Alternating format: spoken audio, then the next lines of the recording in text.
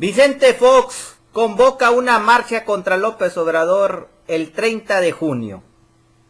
Están hablando él en muchos medios de comunicación diciendo que esta es la marcha del siglo, que va a caer el presidente. Y manda una serie de tweets que dice: vamos México, lo vale, el 30 de junio, marcha contra López Obrador, unidos por un mejor país. Y hablan de que los senadores están abriendo una eventual reelección presidencial, que AMLO se quiere reelegir. Es lo que están difundiendo, ese miedo, ¿no? Vicente Fox, este viejo mafioso, narcotraficante, que lo ayudaron para sus ranchos, para enriquecerse, llegó al poder con el poder de Televisa, de Emilio Azcárraga, por la ley Televisa, no sé si se acuerdan, que se la hicieron a modo. También con el poder de Salinas Pliego. Ahí está la vieja cara de sapo de la Marta Sagún, con el oligarca que lo financió para que llegara al poder. Estos grupos de poder siempre quieren títeres en la presidencia. Felipe Calderón está saliendo a la luz que destruyó todas las pruebas de corrupción de Vicente Fox y se ayudaron ahí. Por eso es que aparentemente las secretarías de gobierno que están investigando a Fox, pues destruyeron ahí una serie de evidencias, ¿no?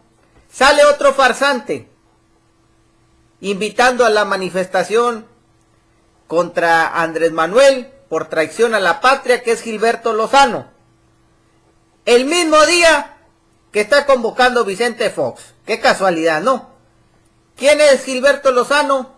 Un burgués proempresarial, proiniciativa privada, anticomunista, antisocialista, que le tira a Fidel Castro, le tira al Che Guevara, le tira todo lo que sea social, pero se disfraza de luchador social, aparentemente con un congreso zarra ciudadano de burgueses, racistas, homofóbicos, contra centroamericanos, pero a favor de la gran empresa y del saqueo de las grandes élites. Este es el descaro de los nuevos luchadores sociales zarras, que no trabajan como nosotros, con un salario miserable, son pro burguesía, pro empresarios, pro capitalistas, disfrazados de pueblo. Ve al viejo burgués cómo es.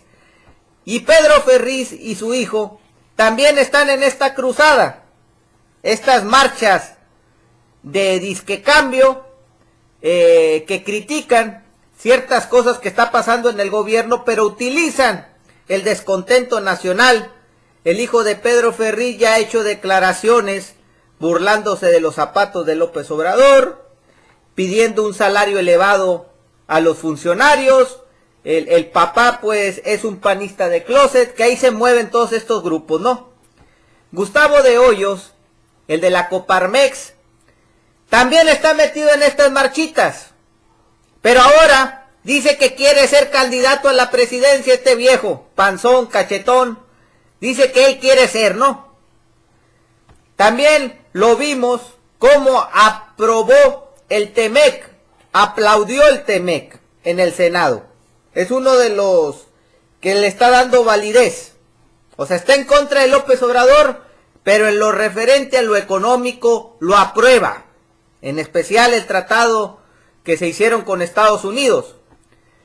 Hay tres diferencias del Telecan al TEMEC, que es el acuerdo comercial de Estados Unidos, México y Canadá. Es la misma chingadera, nomás varía en tres cuestiones. Primero, el mercado lácteo canadiense, que Canadá puede incorporar su mercado de leche o todo lo derivado a lo lácteo a Estados Unidos, que antes no podía, porque tenía una serie de restricciones. Otro es que no permite los aranceles a la exportación de automóviles, que son libres de impuesto. La industria automotriz, que está controlado por los extranjeros, pues lo poco que se llegue a hacer, lo que está prohibido es que se cobren impuestos, ni que afecte a la burguesía nacional. Y la tercera es la revisión de cada 6 años y subir un poco los salarios. Es todo. Las pequeñas diferencias del tratado comercial. Porque también el tema de salarios tiene que ver mucho la economía de cada país. Cómo permiten las constituciones, leyes, los salarios mínimos. Porque el empresario puede pagar un poquito más del salario mínimo porque la ley le está permitiendo eso. Cuando debería estar el tratado enfocado, para nosotros los mexicanos, el control minero, que está en manos de las empresas canadienses, controlan más del 70% de la riqueza en minas, aliado de Alberto Balleres, a Carlos Slim, al Grupo México, y que no se recupera. Ese debería ser el tratado, porque a nosotros nos conviene que la riqueza del cobre, oro, plata, esté en manos de los mexicanos, no de extranjeros, haciéndose más ricos y más ricos. ¿Dónde está ese tratado de recuperación del sector minero? No existe. También la recuperación del sector petrolero.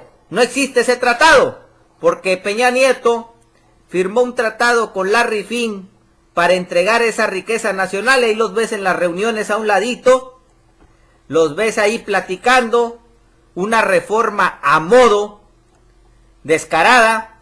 El Emilio Lozoya todavía invita a Jim Barry, director general de inversión de infraestructura de BlackRock, para entregarle gasoductos y todo lo que tiene que ver en Pemex, un acto de corrupción. Y López Obrador, cuando hace reuniones como la que hizo en Mérida, Yucatán, el 11 y 12 de abril del 2019, quien fue como representante del Estado gringo fue Larry Fink. Ahí lo ves a un ladito de Marcelo Ebrard aplaudiendo, y ellos asumen que se va a respetar la reforma energética, que es el saqueo más grande a nuestro país. Entonces, ese es el verdadero tratado que debería de poner nuestro país. La recuperación, por lo menos del sector petrolero y minero, en manos del pueblo mexicano para servir a la nación, y no empresarios extranjeros ni empresarios nacionales. También vemos que ya se están trasladando a la frontera sur y norte 15,000 militares y 2,000 para frenar la migración. Que este también es un acuerdo con Donald Trump para que Estados Unidos esté blindado, ¿no? Que México pues no permita la entrada de migrantes y los grandes empresarios puedan robar a gusto y no haya gente pobre ni nada, sino que los ricos se repartan el botín del saqueo neoliberal. Salió un video del hijo de Felipe Calderón, que es este viejo, este morro odioso, prepotente, fantoche, burgués, fresa, diciendo que él no es narco, que él no vende drogas, que es mentira lo que está saliendo en los medios. Es igualito que su papá de déspota, igualito que Felipe Calderón. Es odioso el morro ese. Trae la sangre de Cochi de su papá. Un pinche burguesito fresita. Lo que no dicen es que ya antes ya había protagonizado escándalos en bares, porque el vato le gusta tomar. Y de seguro son de esos fresas que también se drogan. Y son una mierda, porque el papá es una mierda. El papá es un narco, asesino, corrupto. Y el hijo, pues, ¿qué puede esperarse? Entonces, que no la juegue tampoco de que no, yo no ando en esas cosas. Si ya ha protagonizado escándalos en bares. Y lo vimos en plena campaña que decía que si gana AMLO, acá me quedo. Pues entonces, ¿por qué no te largas a chingar a tu madre? Cumple tu promesa de que si ganaba, te ibas a ir. Entonces, allá quédate, cabrón. Y termino con una frase memorable de Patrice Lumumba, el líder héroe de la independencia del Congo, que dice: ninguna brutalidad, maltrato o tortura me ha doblegado, porque prefiero morir con la cabeza en alto que con la fe inquebrantable y una profunda confianza en el futuro de mi país, y a vivir sometido y pisoteando principios sagrados. Este Patrice Lumumba, que ustedes lo deben de analizar, luchó contra el dominio belga, los colonialistas, sobre la independencia de la República Democrática del Congo.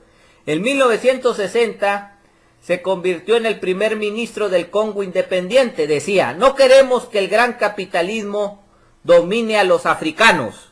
Entonces fue asesinado por la CIA, por Allen Dulles, que era el director de la CIA, que invadió Cuba también, en la bahía de Cochinos, y decía, la eliminación de Patrice Lumumba es nuestro principal objetivo, para que vean lo que siempre han representado los gringos. Luego conspiraron con Mobutu, que ese fue el asesino aliado a los burgueses de Lumumba, ese que ven ahí con ese pinche gorrito como atigrado, es Mobutu, que es el general conspirador y el títere de la CIA. Bueno, ahí ves al príncipe del Alta Serenísima de los Países Bajos, fundador del grupo Bilderberg, Bernardo de Lippe-Biesterfeld. Estos grupos burgueses conspiraron contra la República del Congo, imponiendo a Mobutu, que luego Richard Nixon, ahí se ve también, mira, reconociendo al golpista, al asesino.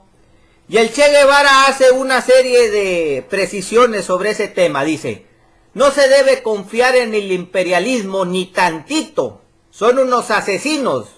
Porque el Che Guevara estuvo en el Congo, conoció a la perfección todo ese colonialismo, imposiciones de Estados Unidos, golpismo, asesinatos. Y dice, no se debe confiar en el imperialismo, ni tantito. Les recuerdo la historia trágica de Lumumba, asesinos para conquistar. El imperialismo es una bestia. Entonces, así lo reconoció el Che Guevara. Entonces, nosotros así reconocemos ahora actualmente que no se debe de confiar ni tantito en el imperialismo de Trump y sus aliados burgueses para imponer un dominio colonial de saqueo de los empresarios. Les mando un saludo y cuídense, camaradas.